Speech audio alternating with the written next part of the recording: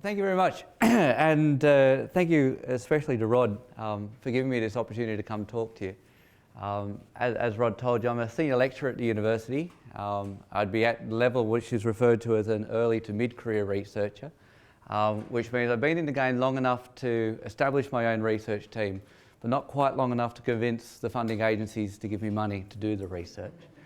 And to make things even more difficult, I've decided to choose what seems to be a highly contentious and controversial research topic area as well. So when Rod invited me to have this opportunity to talk to you about some of my thoughts on where the current low-carb research is, particularly in Australia, I thought terrific, I'll take that opportunity. My background is I have a PhD in biochemistry, metabolic biochemistry. I lecture in exercise physiology and biochemistry. I've been doing that work for the last 16 odd years. I finished the PhD 12 years ago. And I'm now also a registered nutritionist. That's mostly because I kept getting asked to make comments in various media pieces, and the media office said, "What do we call you?" And I said, "Well, I'm just a lecturer." And they, "Oh, can you be a nutritionist?" So I said in my CV to the Nutrition Society of Australia, and what do you know, I'm now a registered nutritionist. Look, it's good to have a little bit of a brief outline. I have a tendency to talk very quickly and also go over time, and so I'm on my best behaviour tonight to talk slowly and stick to it. So I've come up with a little bit of an outline for the evening. I'm going to give some kind of definition or set a framework for where the current conversations are with respect to low carbohydrate diets in an Australian context, mostly building on what are the conversations and discussions I find myself stuck in the corridors within my department.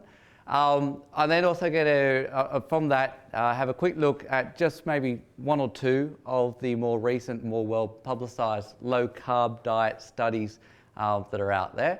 And then I'll give you a little bit of a rundown of what it is that I'm hoping to establish in 2016 with a new master's student that I've got now. We've just gotten ethics approval for the study and we should be recruiting soon, so I'll give you a bit of a rundown for that. Okay, so it's obvious not to try and hide the fact that without doubt the most common comments that you get when you talk about low carbohydrate diets to any dietitian or nutritionist or academic nutritionist in Australia is that they go against the Australian Guide to Healthy Eating and the dietary guidelines. And without a doubt that is absolutely 100% true. And I'll unpack that a little bit in the next couple of minutes or so. But then they also quickly followed up, and besides, there's absolutely no evidence to say that low carbohydrate diets are good for you, and in actual fact, or better than one other form. And that's not necessarily true. Now, I'm not going to spend too much time on that because I know there's lots of work out there, and when I talk to Rod about who's likely to turn up here, we've already got a semi-converted audience mostly, so you're probably quite familiar with a lot of the overseas studies. And so I didn't want to spend too much of the 18 minutes or so I had going over stuff that you might already know, but I will cover a couple of things. It's surprising that I've put this in here because I was surprised that when I often talk to many of my research colleagues that they don't have a firm understanding of the definition of what a low carbohydrate diet is. And fair enough that it wasn't until recently that we really had an articulated definition. And it's courtesy of one of Richard Feynman's papers that came out last year. And in the last year, whether or not this paper gets cited highly, I'm not aware of, but I have seen this being repeated quite often. So I just thought to put you into a little bit of a context, if we wanted to have a formal definition for what is a low, or what are carbohydrate diets categorized as, the red arrow represents how many grams you might be consuming in any given day. It's only a continuum pointing in one direction because you've either got absolutely no carbohydrates in one day, and I'm not advocating that you don't eat carbohydrates. And then we're going to increase in steady groups. So for those of you who are well aware of Volek and Finney work or some of the early epilepsy work, 20 to 50 grams of carbohydrate caps at most, and that would be what we call a very low carbohydrate ketogenic diet. And then you might go up to 130 grams, and that's what the profession would typically refer to as a low carbohydrate diet. So anywhere between 51 grams and 129 or 130 grams, and you're a low carbohydrate diet or individual. And then you might find some studies that refer to moderate carbohydrate diets, and they're allowing individuals to eat up to 250 grams a day.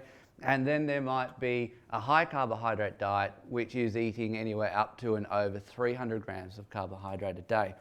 One of the important things I want to identify here, and I'll probably bring it up again as something important to come to look at the relative percentage of total energy here. And what we're assuming this work on, it was an American paper, so they refer to a 2100 kilocalorie diet. In Australia, where we work in kilojoules, let's stick to around about the 8700 kilojoule diet.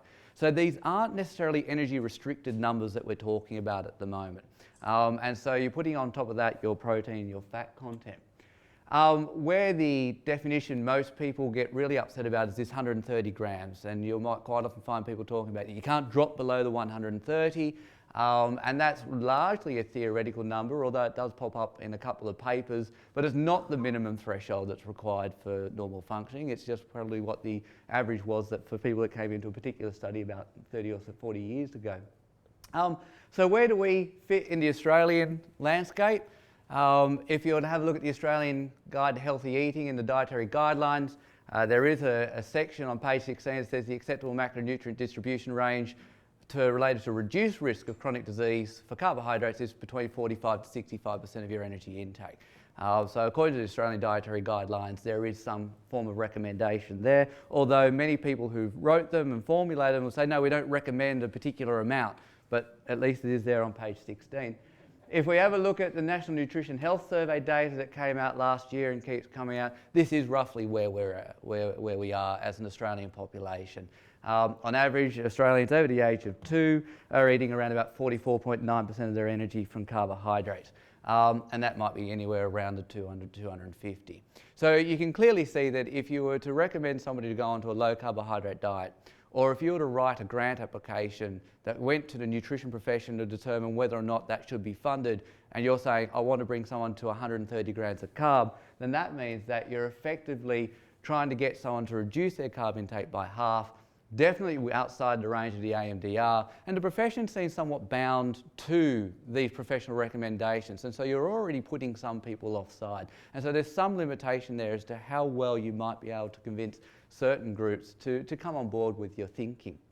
So go low carb requires a massive cut down, as most people in this room would know. So if you were to try and do a low carb study where you recruit people and put them into an intervention, this is where you're at. And the questions that you need to address is, well, what do you replace the carbohydrates you're removing with?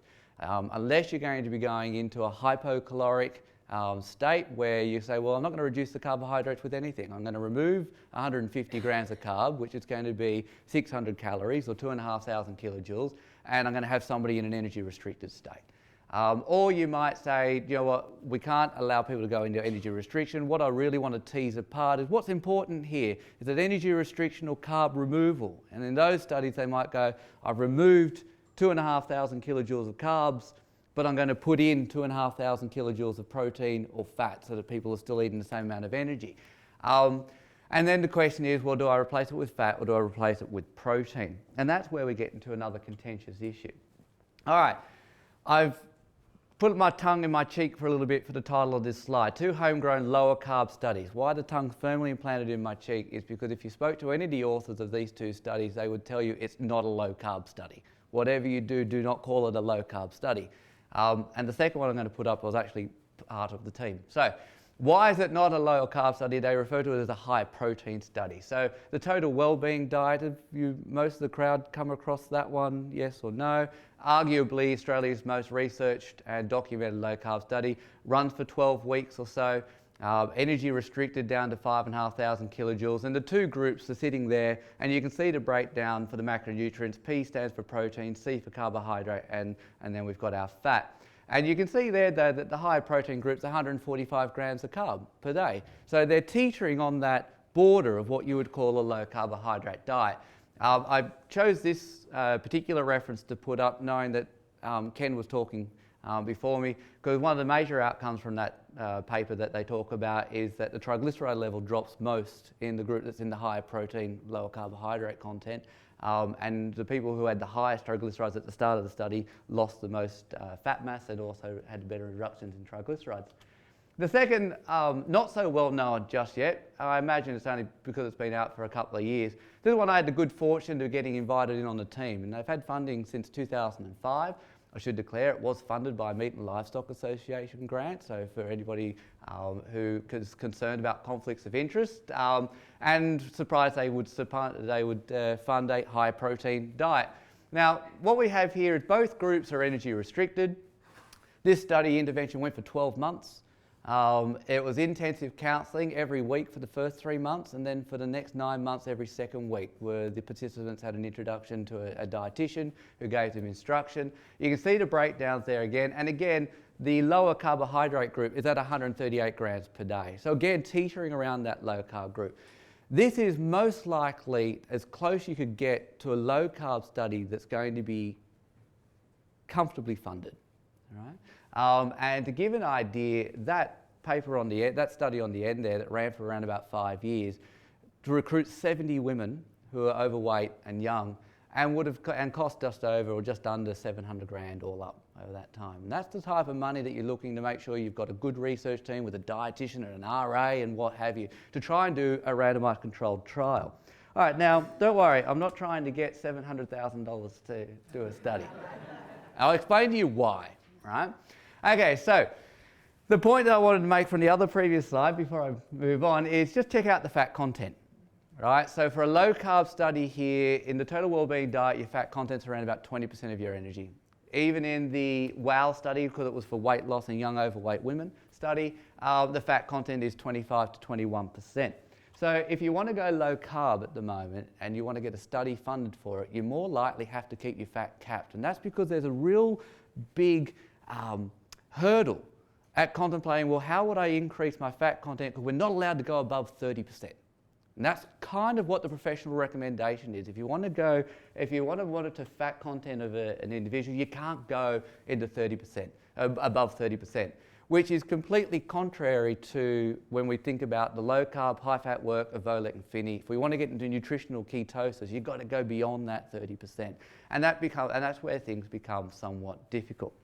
Okay, so the question then is should there be a low carb, high fat study in the Australian population? Why is it really difficult to do a controlled trial? Well, there are a couple of questions that you'd have to convince a funding agency to look past. If we have a look at the Australian Guide to Healthy Eating, in the first instance, we'd have to say to get to very low carbohydrate, high fat, we've got to cut out all discretionary calories. Whereas at the moment, as you can see on the Guide to Healthy Eating, there is an allowance for discretionary foods, only sometimes, but it's still there. And in actual fact, if we look at the Nutritional Health Survey data, on average, Australians are getting somewhat close to 40% of their daily energy from that category right there. So perhaps we'd have to remove it. The other thing we'd have to identify is, see this huge section over here? We're going to remove a lot of that. No bread, no pasta, no rice. Interesting to note that in the total wellbeing diet, in the paper that I put up, that was also no pasta, no rice. So if anybody starts getting upset, you're advising people to not eat pasta or rice, just go, oh, I'm just following the total wellbeing diet's advice as well. Although they did allow bread and some potato. The third thing we'd have to convince people is, you know what, your recommendation to favour low-fat dairy is out, because we've just removed a whole heap of carbs. We've got a little bit of excess energy that we can make up for it, but we want to eat full cream. And so then the fourth question is, well, what about fruit? And there's always that advice that, well, we shouldn't be eating fruit or eating it to excess. But again, we'd have to just keep in the back of our minds that general recommendation is not to eat more than 2 serves anyway. So these are the 4 huge questions and hurdles that you'd have to convince somebody to go past. But it's right there in our governing guidelines for the nation. Okay, so what's that leave us with?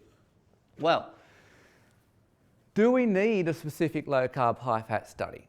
Right? Do we actually need to design a study where we're going to randomise individuals into a control arm and randomise them into a high-fat arm and then try and regulate for protein and carb? Or can we be a little bit more clever about it? So really, what are the important questions that we need to ask? The questions that I get from people when I'm talking about this is it safe? Right? Everybody keeps telling me it's not safe. And is there any long-term studies to show that it's okay? And do we have people who have been out there for 5 or 10 years who are on it? And even if we were to do that study, those results aren't going to come for 5 or 10 years. So for all of us who are currently experimenting on ourselves with this, that's not going to be useful for us because we could be the ones that are finding out that no, it's not safe, right? The other interesting question is how sustainable is it? Right, so quite a lot of people bring out this data going, you know what, even on the meta-analyses it shows that people who go low carb, they don't sustain it anyway and they're back eating what they were doing after 12 months or so. And then the other question is, well, can we actually identify a low carb, high fat individual within general community? Is it that when we go low carb, high fat in society that we're going to see the benefits that people tell us that we should be seeing, such as in the Volek and Finney studies? And that's a big question for me. So I'm going to say something relatively controversial, and I've only got a couple of minutes left to go, and I'm on camera. I don't believe randomised controlled trials are the gold standard for research. Right, there we go, it's on record, and it's there. Now, even with the Australian Dietary Guidelines, you'll see the way they weight evidence is RCTs are actually gold standard, the number one choices, and anybody who proposes doing an observational study is laughed at, jeered at, and their grants are ripped up as soon as they walk away, right? Okay, but I'm going to give us a little bit of a thought experiment with some data to get people thinking as to whether or not we actually have to do a randomised controlled trial.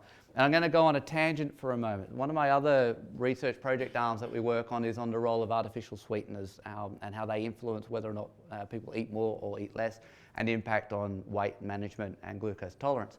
And that one's funded by an ARC project and that will be running next year. But when we have a look at the artificial sweetener stuff, here's the question for you. Does switching from sugar-sweetened beverages to artificial sweetened beverages reduce body weight? So for a quick show of hands, everybody says yes. Okay. Everybody says maybe. And everybody says no. All right, very good. Here we go. If you said, so we have a systematic review with meta-analyses that came out EPUB ahead only about 2.5 weeks ago. If you said yes, you're correct. Nobody in the room got it right. All right? Now, if we have a look at the sustained intervention studies that are randomised controlled trials, this is where you've taken a group of people who have volunteered for a study, you've put them into an arm, and you've gone, okay, you drink sugar-sweetened beverages for the next 3 months, 2.5 years, 6 years. I don't want you to drink those anymore. I want you to drink artificial sweetened beverages. And you say to your control group, you can keep drinking your sugar-sweetened beverages. And you're going to weigh them at the end of a period of time. And this is what the systematic review is showing us. Those red circles show, on average, there's a drop in weight for people who are in the intervention arm. Right? Now, that's great because that's a randomised controlled trial. That's gold standard. Why is it that we can have a room with 80 odd people in it who go, no, artificial sweetened beverages don't help you lose weight, right? Because our gold standards tell us that you do. Well, if you're in the maybe group, you're also going to be correct. Now, these are the studies in which it's what you call an observational prospective cohort study. I'm not randomising you to anything. You're just coming into my lab on one day, and I'm going to take a few metabolic measures. I'm going to get you to fill in a couple of food questionnaires, tell me what it is that you eat and drink, and in 6 months' time, I'm going to call you back in again. We're going to go through it all over again. Or in 2 years' time, I'm going to call you back in again. We're going to go through it all over again. But I'm not specifically going to give you any advice on what to do. Now, what we find when we have those studies is, well, if you're an individual who tends to favour drinking artificial sweetened beverages versus sugar-sweetened beverages, there's no relationship between your change in weight over the period of time and your consumption of sugar or artificial. So now we've got 2 answers that could have been correct, but still the vast majority of the room were wrong, right? So why is it that we still think that artificial sweetened beverages aren't going to have this benefit? Well, because if we have a look at these cross-sectional observational studies that are just one-off data sets, that's when you get your no answer. Right? Now, what's an observational cross-sectional study? This is the ones in which I might give you a call on any random day, and I'm just going to ask you once. Can you tell me everything that you ate and drank yesterday, please? And can you give me a body weight? Or you might have come into the lab and I'll weigh it for myself. Now, in those studies, there is an association between diet beverage consumption and weight gain. Right? So as the conclusion in this paper is saying, overweight and obese adults drink more diet beverages than healthy weight adults. And they consume significantly more solid food calories. And that could be part of the issue that we have here. There's what the psychologists refer to as a licensing effect. Right? I drink diet beverage, so therefore I can eat more food. I'm going to get the large McValue meal, but I'll have a Diet Coke, right? And there's a little bit of a reverse causality there. It could also, in this model, identify people who are already overweight and they've switched to drinking diet beverages as part of their weight maintenance strategy, all right? So this is where people go, well, this is why observational studies are rubbish, right? But they show exactly what happens in society, right? So if we actually want to know whether or not a diet is safe, whether or not a diet is effective, whether or not it's going to have all the benefits that we think they're going to have from RCT, then we need to be looking at people in society. And that's where I try to design the work that I want to do with the low-carb work. We've got studies coming out showing people in interventions can lose weight. Their glycosylated hemoglobin can improve. Their glucose tolerance can improve. But once they're out of the trial, do we still see those benefits? And what are the challenges to sustaining a low-carb, high-fat life in society? So RCTs, they're great for telling us how somebody will respond under strict supervision and instruction, but maybe somewhat insignificant if we want to know how does that work for an individual in real life. So a more productive path then is embracing the dirtiness, that randomness that you might get in an observational study, but seeing if you can't better design it and better analyse it to get a far more indicator of what it is that individuals are doing in free living situations. Okay, so just briefly with the 1 minute that I have, this is the study that's going to be running next year. It's called How We Eat and Exercise. And it's not why we eat, and it's not what we eat, but it's how we eat. So there's a subtle difference there that some people might just accuse me of being in semantics. You do a food frequency questionnaire or a history questionnaire, they'll tell you what somebody eats. You ask them about their philosophies on diet and whatnot, they'll tell you why they eat it. But what we're actually going to do, we're using a comprehensive dietary analysis. There's at least 4 questionnaires as well as semi-structured interviews where we're going to get the context within which people eat. So to give you an example, in a study that I did last year, which I haven't published yet, talking to particular participants, and a common theme kept coming up that following an intervention, they couldn't believe that even knowing they'd stopped going to the gym, that they were losing weight. And physical activity records had dropped over the course of this intervention. But what had happened was people had stopped going to the gym because I was cooking more food at home, right? And in behavioural aspects, what was happening was previously they'd go to work till 5, go to the gym on the way home, they're not leaving the gym till 7:30, it's too late to cook now, I'll pick up Thai because Thai food's healthy, right? It's the healthy takeaway. And you're still eating, 2 cups of boiled rice or so right there. Whereas now, because they weren't going to the gym, they were going home and they were home cooking their food. So even though they lost an hour of activity in the gym, in the context of their everyday life, it was a much better trade-off for them. So we're trying to get that type of information out of what changes. And so what we've got funding for at the moment to recruit 150 people to do a cross-sectional screen. Ideally, the idea would be to turn this into a prospective study where over the next 3 to 5 to 10 years, we keep getting these people back. But I can't promise that as a design at the moment because we don't have that access. So we have a master's by research student who's going to run this as her project. We've been able to get ourselves a $30,000 seed funding grant from the Bond University to collaborate with a couple of other researchers. And what we're looking to do is to target a wide cross-section of the community. So we're going to go on a targeted recruitment. Let's get engaged with the Sydney Paleo group. Let's engage with Low Carb Down Under Sydney branch. Let's engage with a number, the vegetarian societies. And then also just try and get our usual student cohort that you get by being a university academic. And what we can do is, if we have a large enough data set, we can actually start looking at, all right, can we match individuals for macronutrient content? So we've got individuals who are matched for fat content but differ by protein and carbohydrate. We have people who are matched for protein but differ by carbohydrate and fat. And then we start looking at what the metabolic parameters that we're going to look at.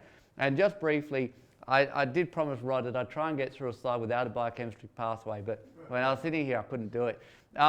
What we're looking for is changes in what's called metabolic advantage. Here's the slide. I'm not going to expand it because there is a clip of me giving the expanded version of this on YouTube. So if you're really interested, you can go and find it. I think I'm wearing the exact same shirt too, which is embarrassing. I didn't realize that until I put it in. I put this slide up because this is metabolic pathways at work, right? Now, whenever I'm lecturing in biochemistry, students always ask me, oh, but I don't know where to start. Where do you start with this? And I upset them when I tell them there is no beginning, right? The concept that you have with metabolism, everything's happening at the same time. It's just different pathways are happening at different rates, right? And why I drew a blue box around here is just to highlight that for anyone who can actually tease apart the arrows, this amino acids is protein breakdown, and it comes into here. Fatty acids come in, they get broken down, and they come to here. Glycolysis is the breakdown of glucose, and it comes to here. And this is the energy generating pathway, the most predominant one. So if we start changing our diet to preferentially burn this one, then that's going to have flow-on effects here. Or if we don't change our diet and we're burning this one, that's going to have flow-ons to here. And so what we do when we change our macronutrient and diet is we influence all of these pathways. Now we can get some indication as to how they change by measuring the oxygen that you consume and the CO2 that you produce. And I just wanted to put this up to give you a sample of what the data is that we can collect. So what we do is we put people through a metabolic stress. So we don't just get you to come in at rest and go, oh, this is what your resting cholesterol is, or this is what your resting triglyceride is. That doesn't really tell us much about it. That tells us how you might be at 1 in the morning when you're asleep, but it doesn't tell us much about how you're spending your day. So we put you on a bike or a treadmill and we increase the intensity until you can go no further. And then we can measure, this is the absolute amount of fat that's being burned by that metabolic system. And this is the amount of carbohydrate that's being burned by that system. Now, Volek and Finney tell us that if you go low carb, high fat and get fat adapted, this red line should shift that way. And when Jeff was out here last year, he showed data from a study of his that wasn't yet published. It showed that's exactly what happens. So 2 weeks ago, we got our first low carb, high fat individual because we're testing our protocols. He'd been 121 days in ketosis, and sure enough, his fat max hit 1.3 grams per minute. Now, this is an average reading that we get for around about 120 second-year students that we've had in the lab over the last couple of years, and they're peaking at best 0.5 grams per minute. So we know we can test those differences, and that's what we're looking to see. Now, of course, the question then is, well, if you are fat adapted, what's the impact of that cheat day? The day when you do crack, or the day that your partner brings home a piece of cake and you do eat a lot of sugar. And that's what we don't know. Right? And so, but we can test that again, because what some people have shown previously is we can measure these gas readings when you're eating. Right? So we can give you a meal and then put the mask on and see what happens to your metabolic rate. And the idea is how flexible is an individual who is low carb, high fat, and that should give us some indication as to potential dangers or safety.